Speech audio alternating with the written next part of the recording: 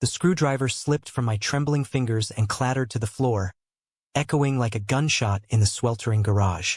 "Ezekiel, please, don't make me choose," Josue whispered, his voice cracking as he backed away, the shadow of his truck's headlights slicing across his face like a scar. In that instant, I realized the man who'd fixed my world had just shattered it, and the Texas heat suddenly felt like the cold grip of winter. It was the summer of 2025 in Lubbock, Texas, where the sun doesn't just shine. It scorches, turning every breath into a reminder that you're alive, but barely. I'd been holed up in my rundown ranch-style house on the edge of town for weeks, the air conditioner wheezing its last like an old dog too stubborn to die. Bills piled up on the kitchen table next to half-empty beer bottles, and my phone buzzed with ignored texts from friends who didn't know how to reach the guy I'd become after Ryan left. Ryan, my ex, the one who'd promised forever in a Nashville bar, and then ghosted me for a straight-laced life in the suburbs with some woman he swore was just a friend. Betrayal has a way of hollowing you out, leaving room for nothing but the dust devils that kicked up outside my window. That afternoon, sweat pooling in the small of my back, I finally called the HVAC service. "Yeah, it's busted bad," I told the dispatcher, my voice gravelly from disuse. "Send someone quick before I melt." 2 hours later, a battered Ford F-150 rumbled into my driveway, kicking up gravel like it owned the place. Out stepped Josue Ramirez, all 6 feet of him, with sun-kissed skin that glowed under the relentless sun and eyes like polished obsidian, dark, unreadable, pulling you in before you even realized it. He tipped his baseball cap, the kind with a company logo faded from too many washes, and flashed a smile that hit me like a cool breeze. "Afternoon, sir. Name's Josue. You Ezekiel?" His accent wrapped around the words like warm honey, Tex-Mex roots, I guess the kind that made sir sound like an invitation rather than a formality. I nodded, wiping my palms on my jeans, suddenly aware of how my t-shirt clung to me like a second skin. "AC's in the hall closet," I muttered, leading him inside. The house smelled of stale coffee and regret, but he didn't flinch. As he knelt to inspect the unit, toolbox clanking softly, I hovered like an idiot, pretending to check emails on my phone. Up close, he was all lean muscle and quiet focus, tattoos peeking from under his sleeves, roses intertwined with barbed wire, a story etched in ink I itched to read. "Looks like the compressor's shot," he said after a minute, wiping his brow with the back of his hand. "Freon's low too. I can patch it for now, but you'll need a full replacement soon. Heat wave like this? It's a killer." He glanced up, catching my eye, and for a split second, the air between us hummed with something electric. Not the AC kind. I offered him a glass of iced tea, sweet, the southern way, and we ended up on the porch swing, the chains creaking under our weight. Lubbock stretched out before us, flat and unforgiving, oil rigs dotting the horizon like forgotten sentinels. "You been here long?" he asked, sipping slowly, his Adam's apple bobbing in a way that made my throat dry. "Born and raised," I replied, staring at the horizon to avoid his gaze. 32 years of dust and dreams that don't pan out. "You?" 3 years.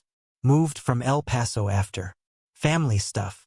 He trailed off, fiddling with the condensation on his glass. There was a weight to his words, a shadow that flickered across his face before he chased it away with another smile. "But hey, work steady. Folks need cool air more than therapy round here." We talked for an hour, easy stuff at first, like the best to carry us in town or how the Longhorns were choking again this season. But then it veered personal, the way conversations do when the sun dips low and the cicadas start their symphony. He asked about my job. I freelance graphic design from home, the kind that pays just enough to keep the lights on, and I asked about his. "Dad's business," he said. "Ramirez Refrigeration.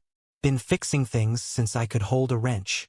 By the time he packed up, the AC was humming again, a low purr that filled the house with blessed relief.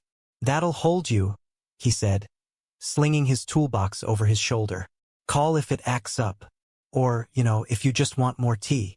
His grin was crooked, teasing, and I felt a spark low in my gut, the kind I hadn't felt since Ryan packed his bags.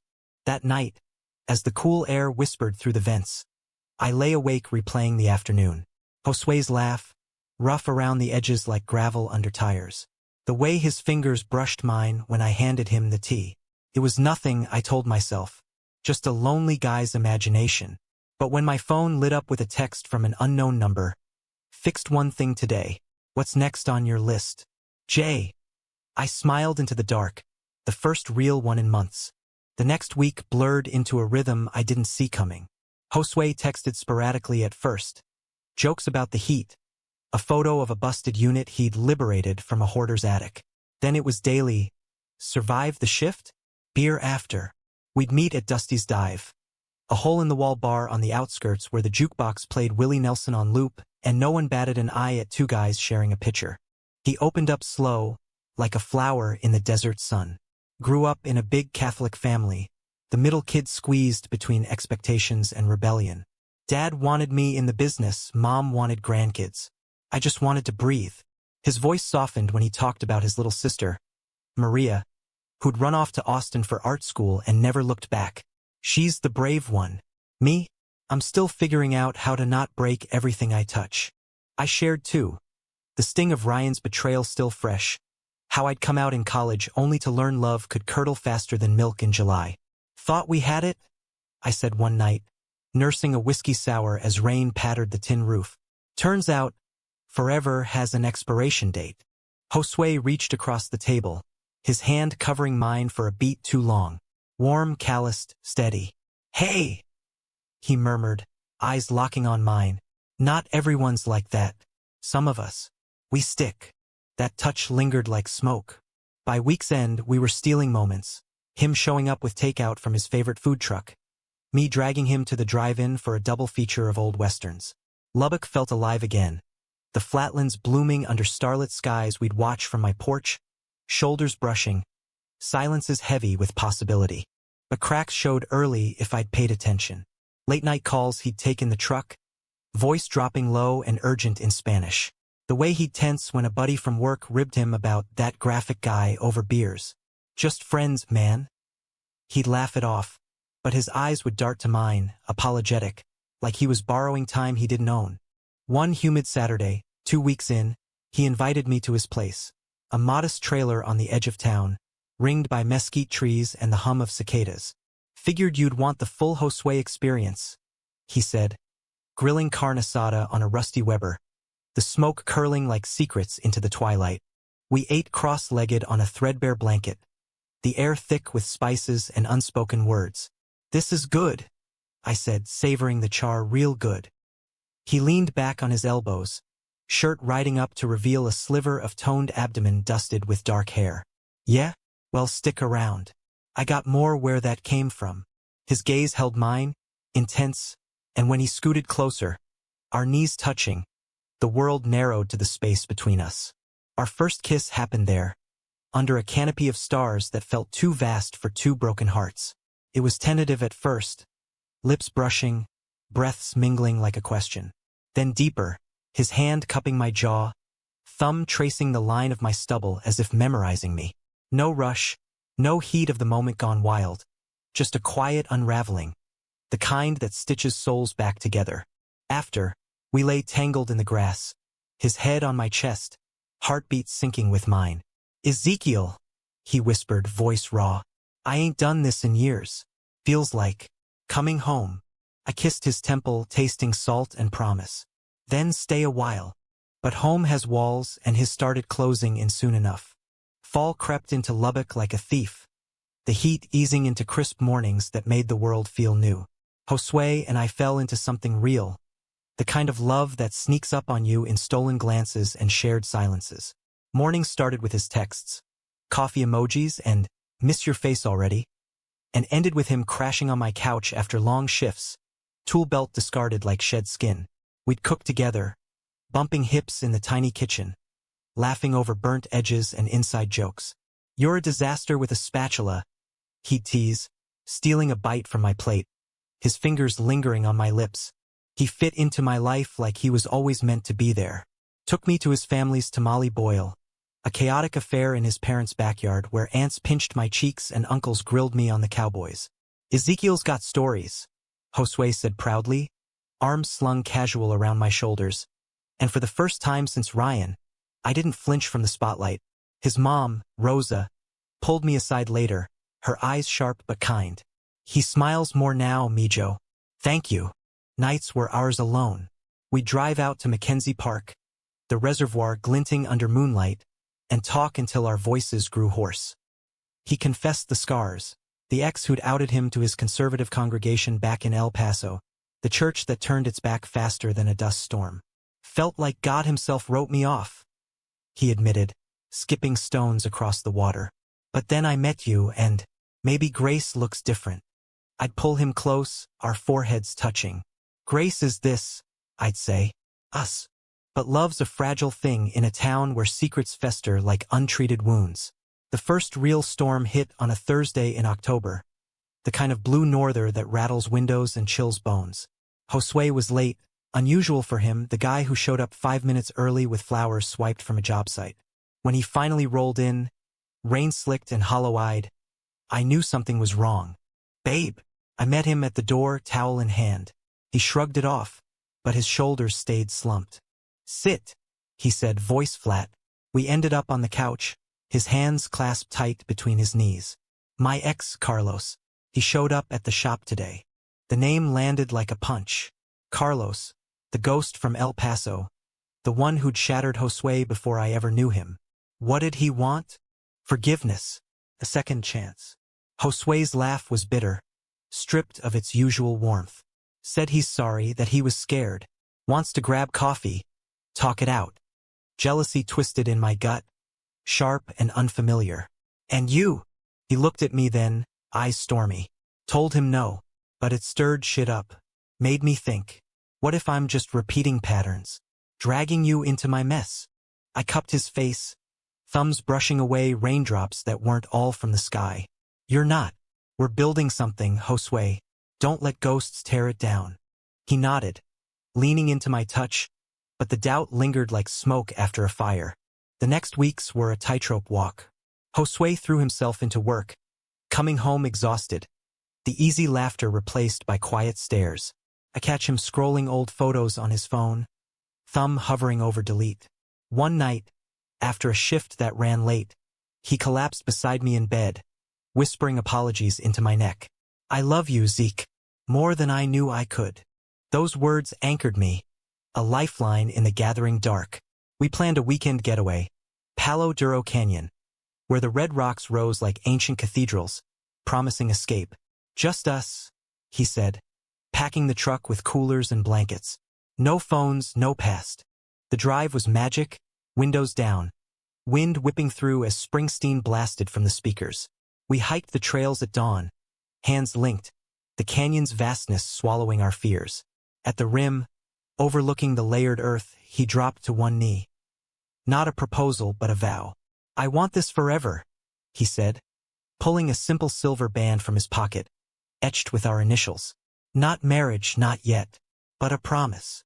Tears stung my eyes as I slid it on. Forever? I echoed, kissing him fierce against the wind. But canyons have depths that hide dangers. Back in Lubbock, the call came on a Tuesday, slicing through our bubble.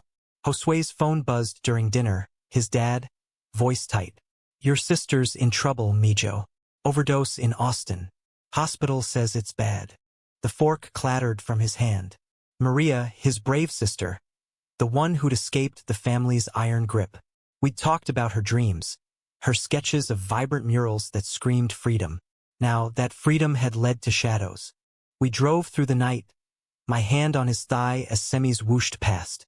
Josue was stone silent, jaw clenched, the ring on his finger twisting under his grip. She was clean, he muttered finally. What the hell happened? Austin ZR was a fluorescent hell, beeping monitors and weary faces. Rosa met us in the hall, eyes red-rimmed, clutching a rosary. They say it's fentanyl, laced in something she thought was safe. She collapsed into Josue, sobs muffled against his chest. Maria lay pale in the bed, tubes snaking like accusations. Josue took her hand, whispering prayers in Spanish I half understood. Promises of protection, pleas for mercy. I stood back, the outsider in this raw family grief. But when he looked up, his eyes pleaded, stay. We camped out for days, vending machine coffee and stolen naps on vinyl chairs. Maria stabilized, a fragile victory, but the toll carved lines into Josue's face. I should have checked on her more, he confessed one midnight as rain lashed the window. Big brother fail. You can't carry it all, I said, pulling him close. But guilt is a thief, and it started stealing pieces of him. Discharge day brought relief, but also the unraveling. Carlos appeared in the lobby, flowers in hand, face etched with regret. Heard about Maria. Thought I'd support. Josue's posture went rigid. How'd you even know? Mutual friends. Carlos's eyes flicked to me, assessing. Look, I get it, but we have history. Let me help. The air thickened, charged with old wounds. I excused myself to the cafeteria, heart pounding, but snippets carried. Raised voices, accusations flying like shrapnel. When Josue emerged, he was ashen. He told my dad about us, said it was concern, that I'm spiraling, that Maria's mess is catching. Rage boiled in me. That son of a... Wait! Josue's hand on my arm trembled. Dad's furious. Called me every name in the book. Says I'm a disgrace, dragging the family name through mud. The drive home was funeral silent, Lubbock's lights blurring into streaks. At my door, he paused. I need space, Zeke, to fix this. Fix us, you mean? My voice broke. He cupped my cheek, eyes glistening. I love you, but if I lose them, I lose me. He drove off into the night, taillights fading like a dying ember. Alone in the house, the AC hummed mockingly, cooling a space that suddenly felt vast and empty. The betrayal cut deepest not from Carlos, but from the silence that followed. Days stretched into a week, no texts, no calls. I threw myself into work, designs blurring on the screen as worry gnawed. Friends noticed. My buddy Tyler from college dragged me to a game, but the cheers rang hollow. He's an idiot if he lets you go, Tyler said over nachos.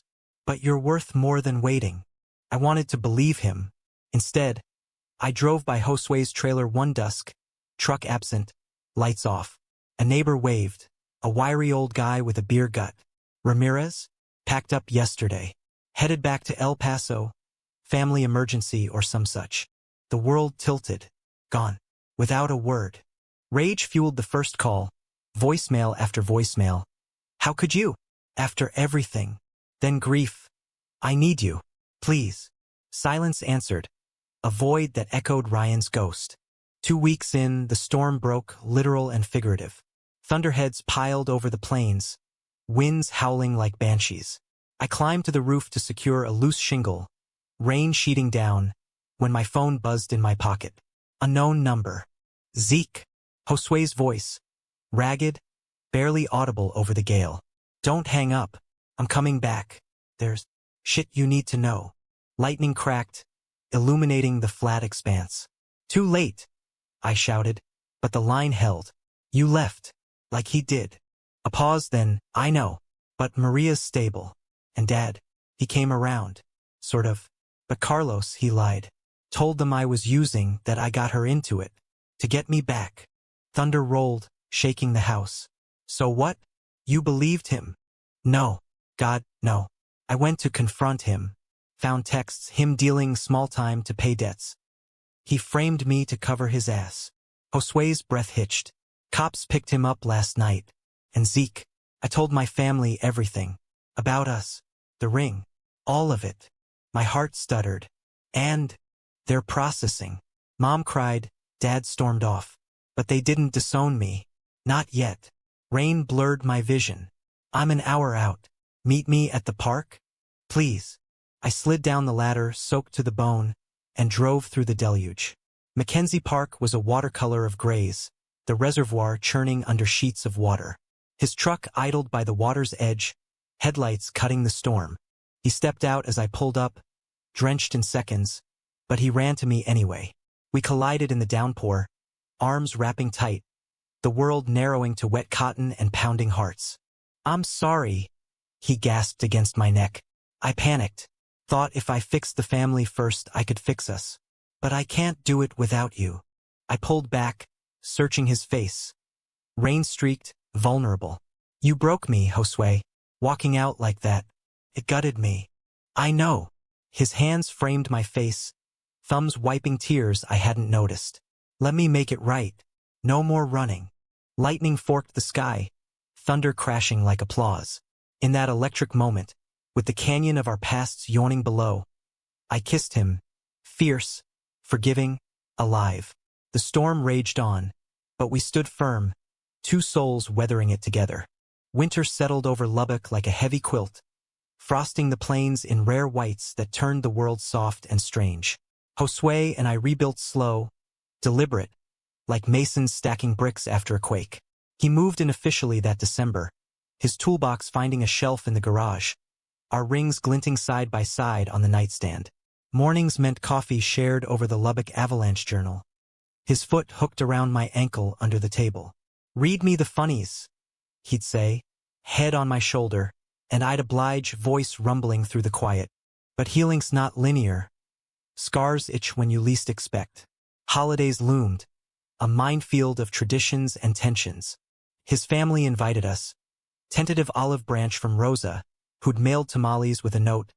Mi casa es su casa. Josue hesitated, fingers tracing the faded tattoo on his forearm. Dad's trying, but words hurt deep. I squeezed his hand. We go together. Or not at all. We chose together. Christmas Eve at the Ramirez home was a study in fragile peace. Candlelit luminarias lining the walk, the air thick with pozole and pine. Rosa enveloped me in a hug that smelled of vanilla and vigilance, while uncles clapped Josue on the back a beat too hard. His dad, Manuel, broad-shouldered, silver threading his mustache, hung back, nursing a Modelo until the piñata cracked open and candy rained like confetti. Later, by the fire pit, embers glowing against the chill, Manuel pulled Josue aside. I pretended not to eavesdrop, poking at the flames. Hijo, Manuel rumbled, voice low. I was wrong. About a lot. Your mama and me. We prayed. And God don't make mistakes. Josue's shoulders eased, just a fraction. Appreciate that. Pop means something. Manuel glanced my way, eyes appraising. He's good for you. Steady. Pause, then. Bring him next year. Make it tradition. It wasn't poetry, but it was progress. A bridge over the chasm. As we drove home, snow flurrying like blessings, Josue's hand found mine. Think we can do this? Long haul. I lifted his knuckles to my lips. Already are. The new year brought green shoots amid the thaw. Maria visited in February, gaunt but glowing. Her Austin sketches now framed on our walls. Vibrant abstracts of freedom, reds and golds swirling like hope. You two are disgustingly cute, she teased over brunch, sketching us quick on a napkin. Don't screw it up. We laughed, but her words lingered. Josue threw himself into expanding the business, Ramirez Refrigeration adding a van, him hiring a kid fresh out of tech school. Building something, he'd say, grease-streaked and grinning. For us. I landed a big client, a Austin ad agency needing branding for a queer youth center. Deadlines blurred nights into caffeine-fueled hazes. But Josue was there, rubbing my shoulders, ordering pizza at 2 a.m. Proud of you, Zeke. World needs more like this. Spring unfurled in wildflowers carpeting the fields, and with it, the canyon trip we'd postponed. Palo Duro welcomed us back like old friends, the layered rocks whispering of endurance. We hiked deeper this time, to a hidden grotto where a spring bubbled clear and cold. There, shirts off in the warming sun, we waded in, splashing, laughing, the water shocking against skin. Floating face up, hands linked, Josue turned serious. Remember that promise? I meant it, but what if we made it official? Not Vegas chapel something us. My heart swelled. Like a ceremony. Here next summer. Vows under these rocks, family if they come. Friends who get it. Simple. Real. Tears mixed with spring water. Yes. God, yes. But life tests the strong. The call came in May, ripping the bandage clean. Manuel, heart attack. Massive, the kind that doesn't forgive. We raced to the hospital, Josue white-knuckled on the wheel. Radio silenced. Or again.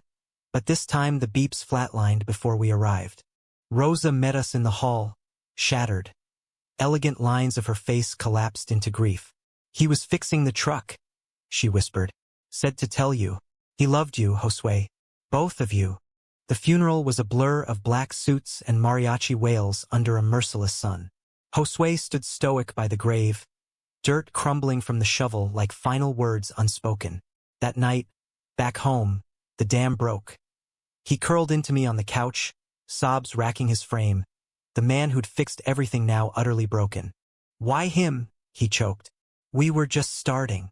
I held him through the tremors, rocking like a child. Because he fought to change. That's his gift to you. Permission to love without apology. Grief hollowed us that summer, days bleeding into nights of shared silences. But slowly, like dawn over the plains, light returned. Josue channeled it into the business, naming a new service van after his dad, Manuel's cool fix, a quiet tribute. Maria moved closer, crashing on our couch for weeks, her presence a balm of sibling banter and late-night talks. By fall, the canyon ceremony loomed, a beacon. We invited wide. Tyler from my college days, Maria with her Austin crew, Rosa bearing tamales and tentative smiles. 20 souls gathered at the rim as the sun dipped, string lights twinkling against the red cliffs. Josue and I faced each other in khakis and boots, wildflowers tucked in pockets.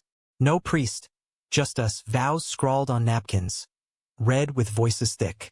I promise to fix what's broken, he said, eyes shining, and celebrate what's whole, with you always.